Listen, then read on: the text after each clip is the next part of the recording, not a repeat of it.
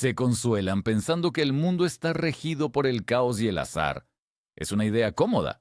Pero si se fijan bien, nuestra realidad no se parece a una ruleta, sino a un código chapucero escrito por un programador perezoso que empezó a copiar y pegar texturas. Cuando una bala espera a su víctima en el tronco de un árbol durante 20 años y un taxista atropella a dos hermanos en la misma moto con un año de diferencia, la estadística abandona la conversación en silencio, dando un portazo. No son coincidencias asombrosas, son pruebas en un caso penal contra el sentido común. Hoy vamos a analizar 33 fallos del sistema, desde la maldición de Tamerlán hasta las profecías de los dibujos animados. Cosas que demuestran que el guión de tu vida fue escrito deprisa y corriendo, iniciando la depuración. Hecho número 1. Unos arqueólogos soviéticos, una especie de Indiana Jones con carné del partido, abren la tumba de Tamerlán. Es el 20 de junio de 1941. El aire está impregnado del polvo de los siglos y de la expectación de una sensación científica. En la lápida hay una inscripción, no un prohibido aparcar, sino algo mucho más interesante. Quien profane mi tumba liberará a un espíritu de la guerra. Suena como la sinopsis de una película de terror de bajo presupuesto. Los eruditos, por supuesto, se rieron. Son materialistas, creen en los átomos, no en las maldiciones. Abrieron el sarcófago, y 2 días después Hitler, como si hubiera recibido una señal invisible, atacó a la URSS. El universo ni siquiera se molestó en usar indirectas complejas. Simplemente colgó un cartel en la puerta que decía, «Cuidado con el perro». Pero nosotros, como siempre, decidimos que sabíamos leer. Resultó que los publicistas de la antigüedad eran mucho más honestos que los de ahora. Al menos, ellos decían la verdad en el envoltorio. Hecho número 2. 14 años antes de que el mundo entero conociera la palabra Titanic, el escritor Morgan Robertson estaba sentado en su escritorio. Escribía una novela, no sobre el amor, sino sobre un barco gigante llamado Titán. Este transatlántico de ficción era considerado absolutamente insumergible, la cumbre del pensamiento de la ingeniería, el orgullo de la humanidad. En el libro, este Titán choca con un iceberg en el Atlántico Norte y catastróficamente no tiene suficientes botes salvavidas para todos los pasajeros. ¿Les suena de algo? Cuando el verdadero Titanic se hundió, el libro de Robertson pasó de ser una novela barata a una profecía espeluznante. Es el típico caso en el que un spoiler podría haber salvado 1500 vidas. El universo no solo insinuó, nos dio la sinopsis completa de la catástrofe que se avecinaba, pero estábamos demasiado ocupados admirando el tamaño del barco. Como se suele decir, el tamaño importa, sobre todo cuando se trata de un iceberg. Hecho número 3. Les presento a Violet Jessop. A esta mujer se la podría llamar un talismán para los desastres, o la persona con más suerte de la historia. Trabajaba como camarera en cruceros, y no en cualquier cascarón, sino en los barcos gemelos de la clase Olympic. Primero, estaba a bordo del Olympic cuando chocó con un crucero. Todo salió bien. Luego, consiguió trabajo en el Titanic. Supongo que ya saben cómo acabó eso. Sobrevivió. Después, probablemente pensando que un rayo no cae 2 veces en el mismo lugar, se fue a trabajar al Britannic, el tercer barco gemelo. Durante la Primera Guerra Mundial, chocó con una mina. Y adivinen qué. Violet volvió a sobrevivir. Esta mujer sobrevivió a 3 de los naufragios más famosos de la historia. Era como el típico personaje indestructible de las películas de terror que llega hasta los créditos finales. Después de semejante trayectoria profesional, una entrevista de trabajo en cualquier otra compañía naviera parecería una burla. Hecho número 4. El rey de Italia, Humberto I, entró un día a cenar en un pequeño restaurante y se quedó de piedra. El dueño del local era su copia exacta, su doble, como un hermano gemelo sacado de una película de Bollywood. Charlando, empezaron a surgir detalles. Habían nacido en la misma ciudad, el mismo día. Ambos se llamaban Humberto. Sus esposas se llamaban Margarita. Ambos habían abierto sus negocios el mismo día. Parece que el universo decidió ahorrar en el desarrollo de personajes y simplemente copió a uno. Pero ese no es el final. Al día siguiente, el dueño del restaurante fue asesinado a tiros en la calle en extrañas circunstancias. Cuando le informaron al rey, se quedó en shock. Pero el shock no le duró mucho. Apenas unas horas después, él mismo fue asesinado por un anarquista. Esto parece un fallo en la Matrix. Cuando el sistema elimina un archivo, borra automáticamente su copia de seguridad, solo para mantener el orden. Hecho número 5.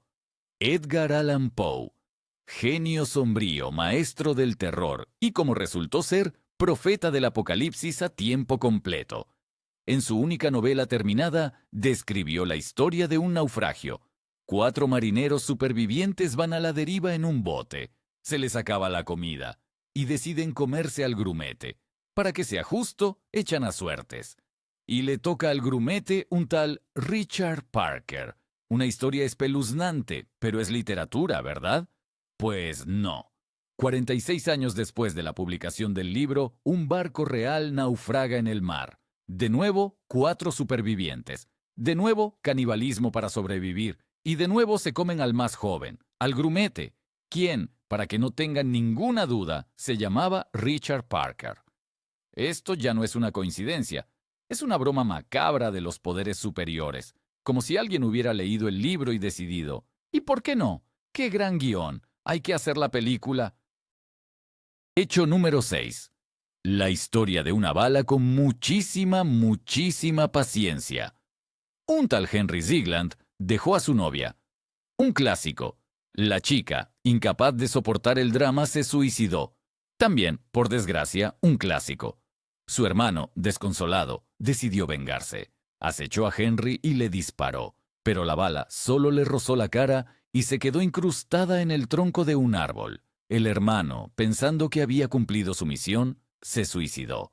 Pasaron 20 años. Henry Ziegland, que ya había olvidado aquella historia, decidió deshacerse del viejo árbol, pero le daba pereza cortarlo. Así que decidió volarlo con dinamita.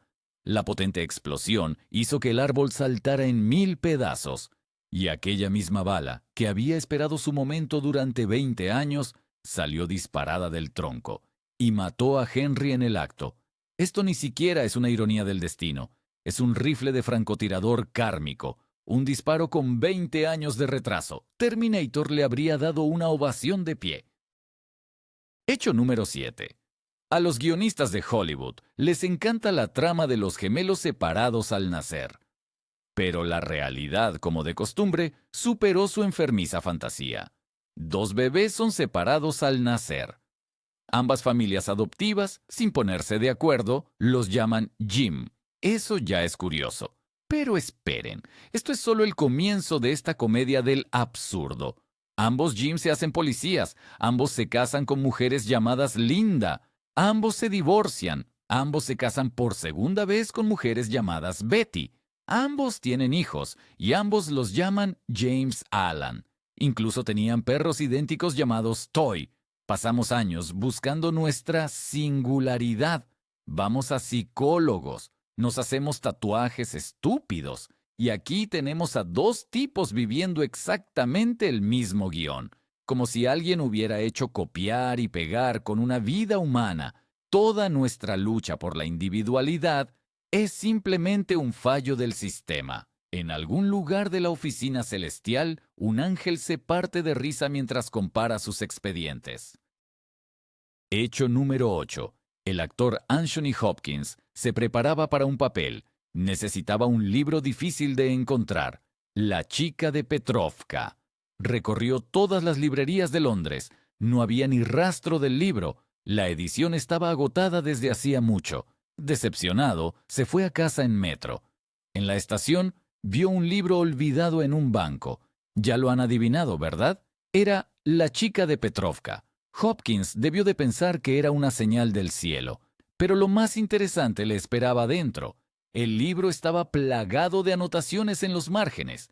Tiempo después, cuando el actor se encontró con el autor del libro, este se quejó. Le contó que tenía un ejemplar personal lleno de correcciones, pero que se lo había prestado a un amigo y este lo había perdido en algún lugar de Londres. Era ese mismo libro. El universo no solo ayudó al actor, funcionó como un servicio de mensajería perfecto, entrega en mano, justo a tiempo. Ni Amazon es tan eficiente. Hecho número 9. ¿Recuerdan las clases de historia? El atentado de Sarajevo, el asesinato del archiduque Francisco Fernando, el inicio de la Primera Guerra Mundial. ¡Qué aburrido! Pero el diablo, como siempre, está en los detalles. El coche en el que viajaba el archiduque tenía una matrícula. En ella ponía A3118. A primera vista, una simple combinación de símbolos. Pero veamos la fecha del fin de la guerra. El 11 de noviembre de 1918. Es decir, 11, 11, 18. A3118. El universo escribió de antemano la fecha del fin de la guerra justo en el coche con el que todo empezó. Es como en las películas de Christopher Nolan. La respuesta estuvo a la vista de todos desde el principio. Simplemente nadie le prestó atención. Estábamos demasiado fascinados con el asesinato y deberíamos haber mirado la matrícula. Hecho número 10. La serie de animación Los Simpson hace tiempo que dejó de ser solo unos dibujos animados. Es una especie de oficina de predicciones. En el año 2000, emitieron un episodio en el que Donald Trump se convertía en presidente de los Estados Unidos. En aquel momento parecía un chiste absurdo, algo al nivel de los coches voladores y las colonias en Marte. Pero los creadores fueron más allá. Mostraron una escena en la que Trump bajaba por una escalera mecánica rodeado de sus seguidores. 15 años después, el Donald Trump real anuncia su candidatura y baja por una escalera mecánica, recreando, plano por plano, la escena de la serie. Es ese momento en el que la realidad deja de ser original y empieza a plagiar descaradamente viejas comedias. Los guionistas de Los Simpson probablemente ya ni se sorprenden. Simplemente se sientan a esperar cuál de sus chistes decidirá el universo hacer realidad. Hecho número 11. Los paralelismos entre Lincoln y Kennedy son un clásico del género, la guinda del pastel del absurdo mundial. Lincoln fue elegido para el Congreso en 1846, Kennedy en 1946. Lincoln se convirtió en presidente en 1860, Kennedy en 1960. Una diferencia de exactamente 100 años. Ambos fueron asesinados de un disparo en la cabeza. Un viernes, en presencia de sus esposas. Pero eso es solo el principio. El sucesor de Lincoln fue un vicepresidente de apellido Johnson. El sucesor de Kennedy, también un Johnson. Lincoln tenía un secretario personal de apellido Kennedy. Kennedy tenía un secretario de apellido Lincoln. Esto ya parece un fallo del sistema, como si la historia fuera un programa informático que, cada 100 años, ejecuta el mismo script con pequeños cambios. Y nosotros solo somos extras en este ciclo sin fin. ¿Qué? ¿Sienten cómo se les derrite el cerebro? ¿Sienten cómo el suelo de su cómoda y predecible realidad se tambalea bajo sus pies? Parece que son el protagonista de El Show de Truman, y un director loco les va lanzando giros de guión cada vez más absurdos. No se preocupen, es una reacción normal. Significa que todavía son capaces de pensar críticamente. La mayoría simplemente no le daría importancia. Diría, cosas que pasan. Pero ustedes y yo lo sabemos. No son cosas que pasan. Es el sistema. Un sistema al que le encanta el humor negro. Y ahora vamos a pasar a sus chistes favoritos. Abróchense los cinturones. A partir de ahora, la cosa se pone más divertida. Hecho número 12. El escritor Mark Twain era un hombre con un gran sentido del humor, incluso cuando se trataba de su propia vida y muerte. Nació en 1835, justo el día en que el cometa Halley pasaba cerca de la Tierra. A menudo bromeaba sobre ello. Decía, «Vine con el cometa y me iré con él». Sonaba como una frase impactante para una biografía. Nadie se lo tomó en serio, excepto, al parecer, el propio universo. El cometa Halley regresa a la Tierra cada 76 años, y en 1910 apareció de nuevo en el firmamento. Y fue precisamente ese año cuando Mark Twain murió. Se fue con el cometa. El mismo día, no solo predijo su muerte, la sincronizó con el calendario de los cuerpos celestes. Es la partida más puntual de la historia. Hasta un reloj suizo envidiaría tal precisión. Hecho número 13. El estrecho de Menai, en Gales, es un lugar con mala fama. Constantemente se hundían barcos allí. Pero hay una extraña regularidad. El 5 de diciembre de 1660, un barco se hundió allí. Solo sobrevivió una persona. Se llamaba Hugh Williams. El 5 de diciembre de 1785, otro barco se hundió allí. Y de nuevo, solo sobrevivió un pasajero. Se llamaba Hugh Williams. En 1820, en el mismo estrecho, una embarcación volcó. Todos se ahogaron, excepto un afortunado. Adivinen su nombre, Hugh Williams. Esto ya no es estadística, es una especie de código de trucos divino, como si el nombre Hugh Williams tuviera una suscripción de por vida a ser rescatado en el estrecho de Menai. Si piensan navegar por allí, cambien su pasaporte urgentemente, o al menos lleven en el barco a un tipo con ese nombre, por si acaso. Hecho número 14. Londres, Brook Street. Dos casas vecinas, el número 23 y el número 25. En la casa número 25 vivió el gran compositor de la era barroca, Georg Friedrich Händel. Allí compuso sus inmortales oratorios. Y 200 años después, en la casa de al lado, la número 23, se mudó otro genio, Jimi Hendrix. La leyenda del rock, el guitarrista que cambió la música para siempre. El genio de la música clásica y el genio del rock vivieron, literalmente, pared con pared. Solo que con una pequeña diferencia de 200 años. Parece un chiste de agente inmobiliario. Una zona excelente, vecinos tranquilos. Es verdad que uno de ellos lleva muerto 200 años, pero al menos no hace ruido por las noches. Imaginen si se hubieran podido conocer. ¿Qué tipo de álbum habrían grabado juntos? Probablemente algo que le habría volado la cabeza a toda la humanidad. Hecho número 15. Poco antes de su muerte, Abraham Lincoln les contó una historia a sus amigos. Su hijo, Robert, casi muere. Estaba en el andén de una estación, la multitud lo empujó y empezó a caer a las vías, justo delante de un tren en marcha.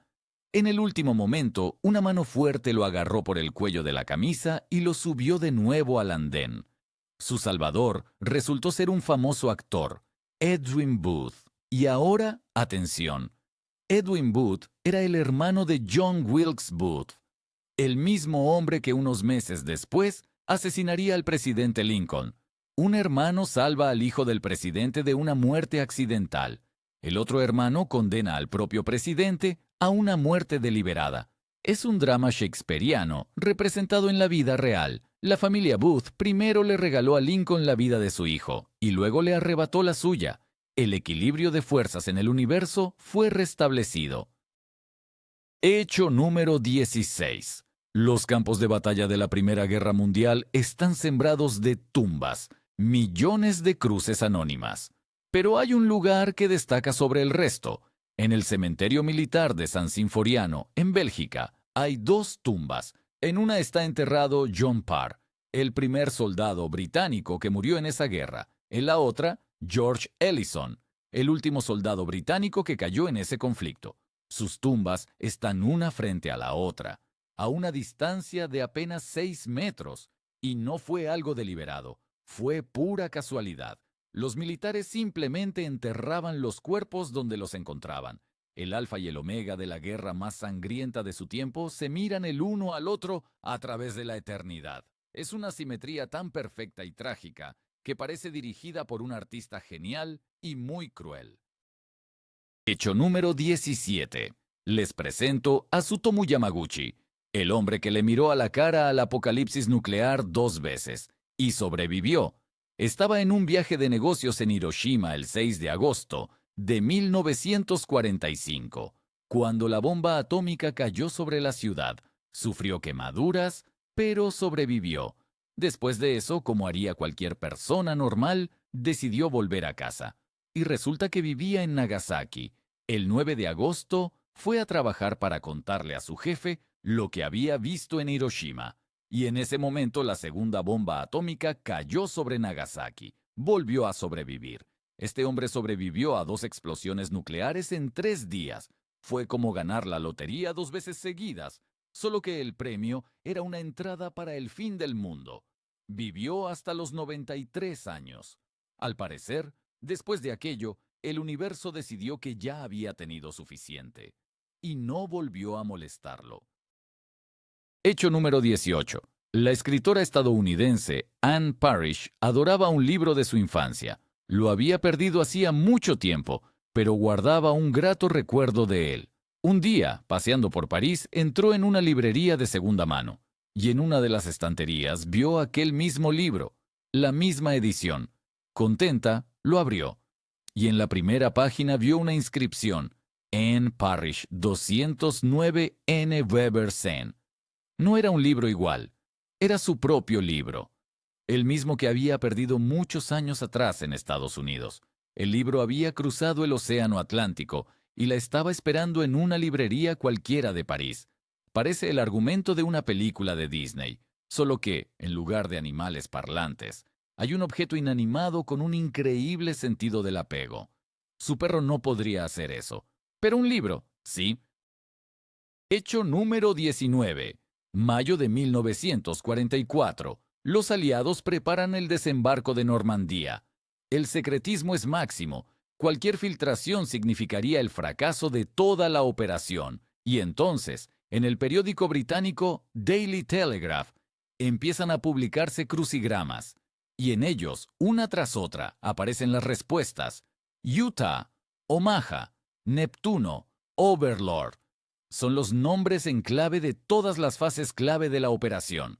El MI5, el contraespionaje británico, no es que entrara en pánico, es que estaba aterrorizado. Arrestaron al creador de los crucigramas. Resultó ser un anciano profesor de escuela. Lo interrogaron durante días, pero resultó que no era culpable de nada. Todas las palabras eran pura coincidencia, simplemente se le habían ocurrido. Es el típico caso de acertar por casualidad la contraseña del maletín nuclear.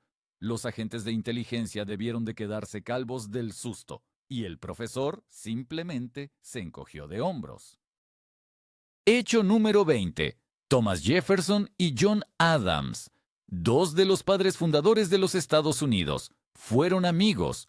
Luego se convirtieron en enemigos políticos, y en la vejez volvieron a reconciliarse. Su historia es la historia de toda América en miniatura, pero el final de sus vidas es algo de otro mundo. Ambos murieron el mismo día, el 4 de julio de 1826, exactamente en el 50º aniversario de la firma de la Declaración de Independencia. El mismo documento que habían creado juntos.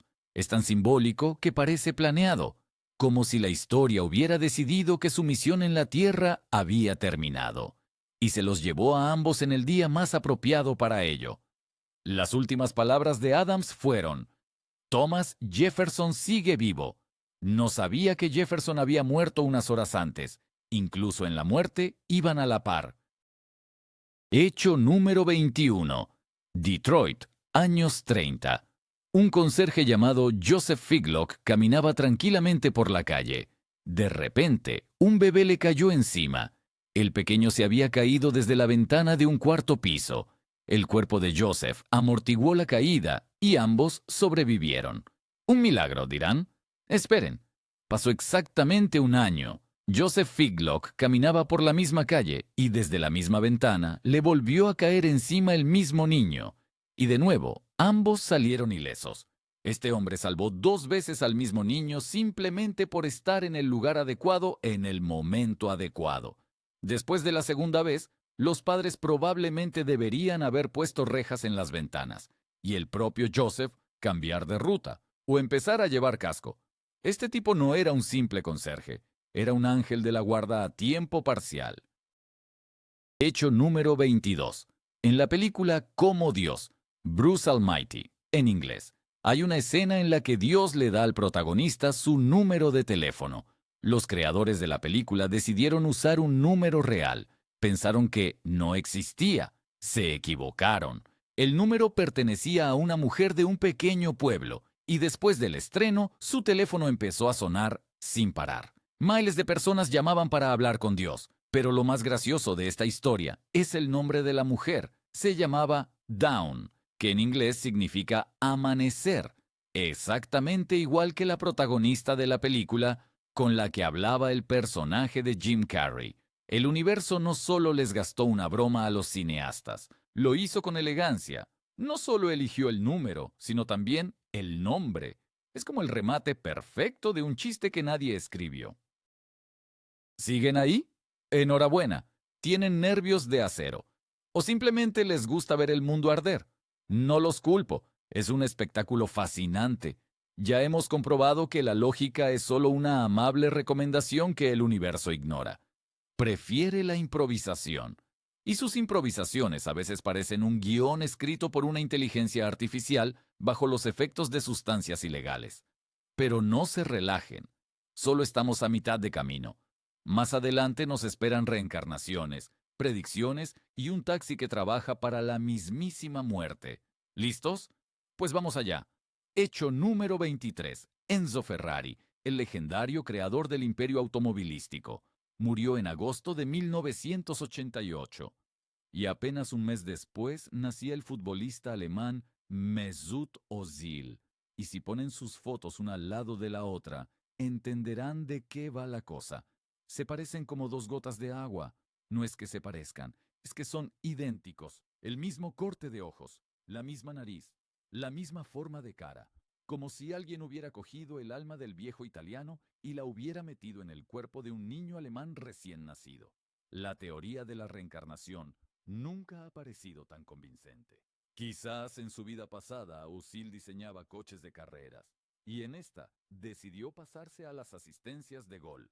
En cualquier caso, en algún lugar del mundo hay un diseñador de personajes muy vago, y claramente trabaja para el universo. Hecho número 24.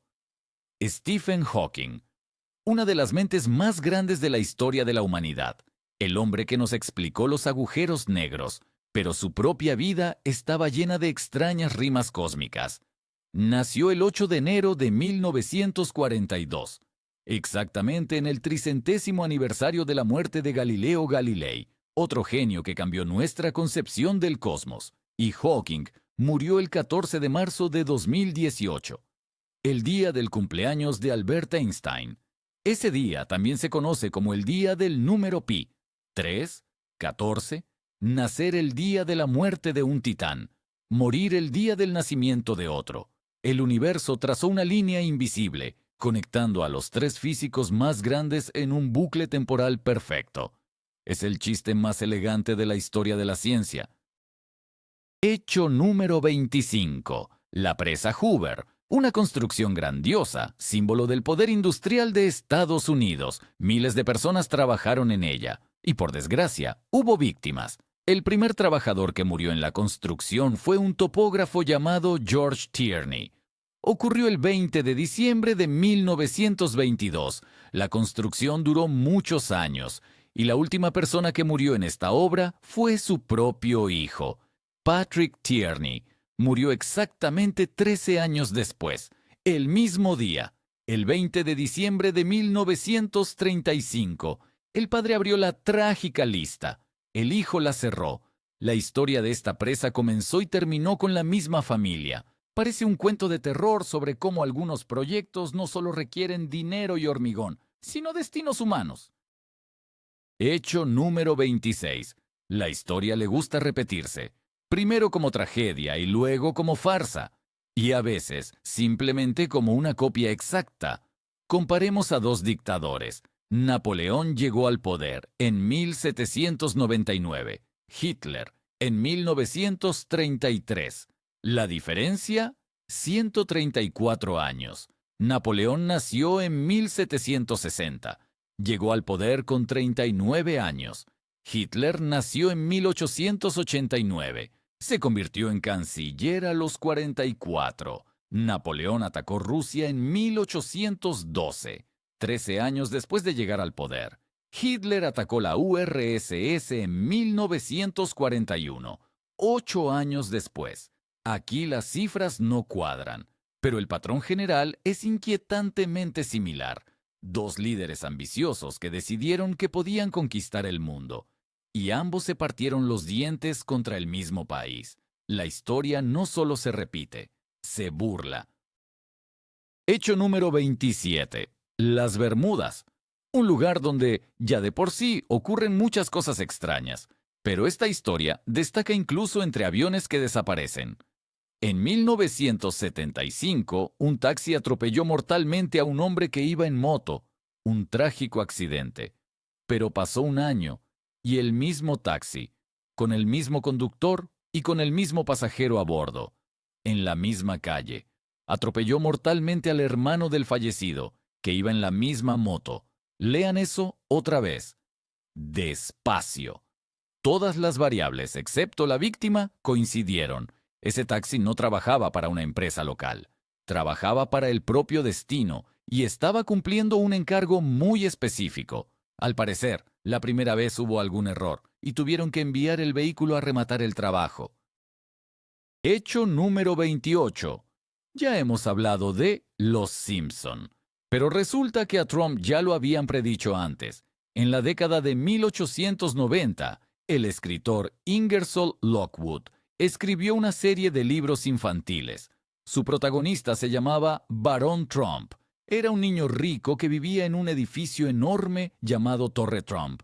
Tenía un sabio mentor llamado Don y se embarcó en un viaje a Rusia. Ahora avancemos más de 100 años. El presidente real de los Estados Unidos se llama Donald Trump. Su hijo menor se llama Barron, vive en la Torre Trump y tuvo, digamos, ciertas conexiones con Rusia. Esto ya no es una predicción, es un plan de negocios detallado, escrito 100 años antes de su ejecución. Quizás todos vivimos en una novela del siglo XIX, solo que la portada está un poco gastada. Hecho número 29. En la década de 1900, en Texas, murió un actor llamado Charles Coughlin. Fue enterrado en un ataúd de plomo. Varios años después, un fuerte huracán azotó la costa. Arrasó el cementerio, y el ataúd con el cuerpo del actor fue arrastrado al Golfo de México. Pasaron 7 años. Los habitantes de la isla del Príncipe Eduardo, al norte, en Canadá, encontraron una extraña caja en la orilla. Era ese mismo ataúd. En 7 años, había flotado más de 3.000 kilómetros a través de todo el océano y llegó a la orilla justo enfrente de la casa donde Charles Coughlin había nacido y crecido. Es la entrega póstuma más decidida de la historia. Literalmente, volvió a casa. Al parecer, no le gustaba el clima de Texas y decidió emprender un último viaje. Hecho número 30. El Salvaje Oeste, 1858. Un salón, póker, whisky. Un hombre llamado Robert Fallon gana $600. Lo acusan de hacer trampas. Empieza una discusión, un tiroteo. Fallon muere. Su sitio en la mesa queda vacío. Los otros jugadores encuentran un nuevo compañero.